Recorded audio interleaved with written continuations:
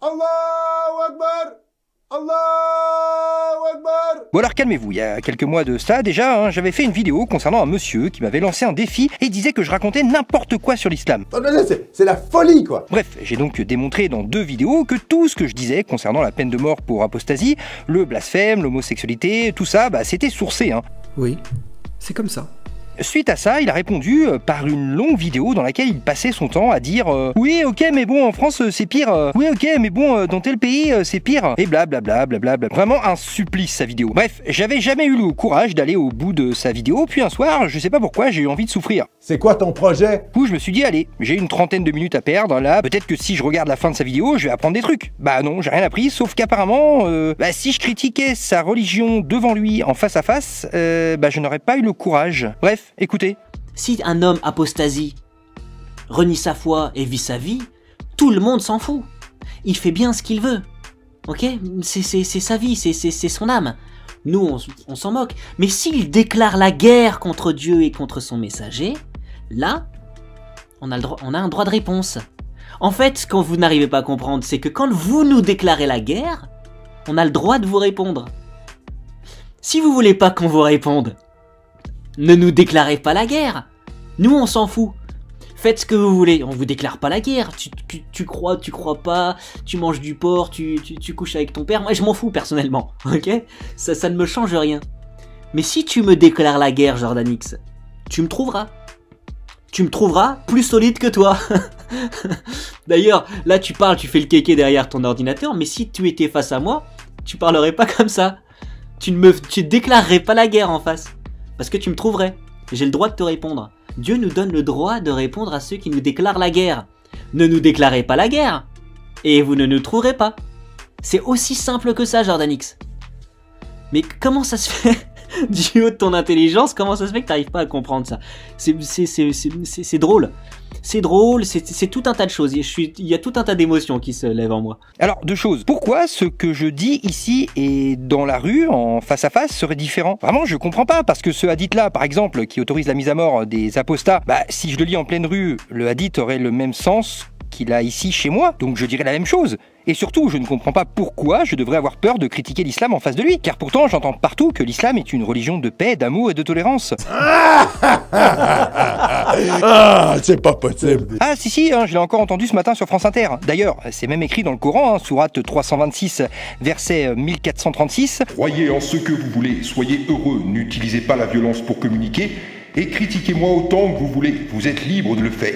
Signé Allah. Ouais, je sais, c'est un verset que peu de gens connaissent car il est arrivé hier dans ma boîte aux lettres. Bref, manifestement, ces 2 vidéos lui ont donné envie de me rencontrer en vrai pour me faire des bisous, sûrement, et un gros câlin. Et ça, c'est beau. Mais regardez bien comment il déforme mes propos et les préceptes de sa religion dans ma vidéo qu'il critique. Ici, je parle de ceux qui apostasient et qui critiquent l'islam. Et je démontre que pour ces gens-là, qui apostasient et qui critiquent l'islam, c'est la peine de mort qui est requise.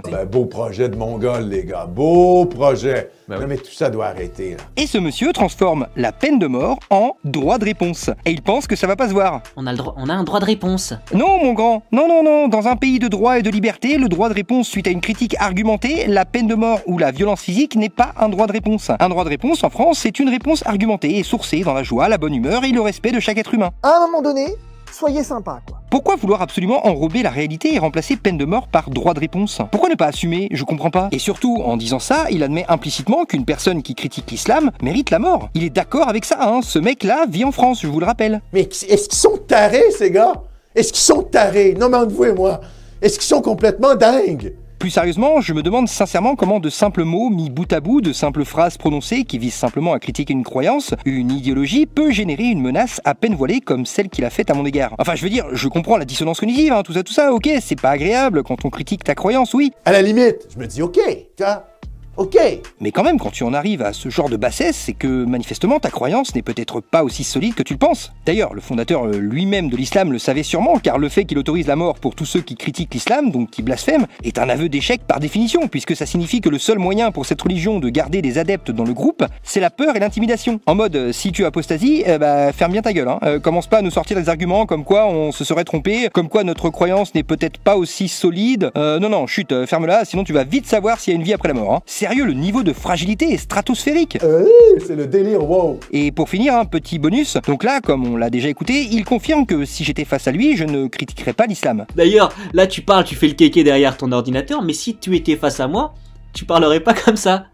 Tu déclarerais pas la guerre en face. Mais regardez le tafsir à l'écran. Un musulman peut tuer un autre humain que dans 3 cas. Bon, il nous baratine en nous expliquant que la peine doit être appliquée par un juge, je sais pas quoi, bref, extrait. Encore une fois, c'est une peine légale, c'est-à-dire que toi, en tant que musulman, tu n'as pas le droit de tuer n'importe qui. Il faut qu'il y ait un jugement, ok? Donc voilà, c'est comme ça. Mais vraiment, regardez le tafsir. Attendez, je vous l'agrandis. Regardez bien ce que le tafsir précise. Ici, un homme qui tue un autre homme, et il est précisé injustement, entre parenthèses. Ça veut donc bien dire qu'il existe des cas de figure où un musulman peut tuer un homme de manière juste. Par exemple, s'il critique l'islam. Et ce gentil monsieur, là, n'appelle pas ça la peine de mort, il appelle ça un droit de réponse. Comme c'est mignon. Ah oui! Ah oui! Ah oui, au fait, et moi je dis pas la vérité, hein, attention. Ah si, parce que j'ai une page Tipeee, faut le savoir. Hein. Et ensuite, qu'est-ce qu'il a dit, Lot? Il a dit quelque chose de très intéressant. Wallahi, c'est très intéressant. Il a dit, croyez ce que je vous dis et je ne vous demande aucun salaire. Je ne vous demande pas de salaire.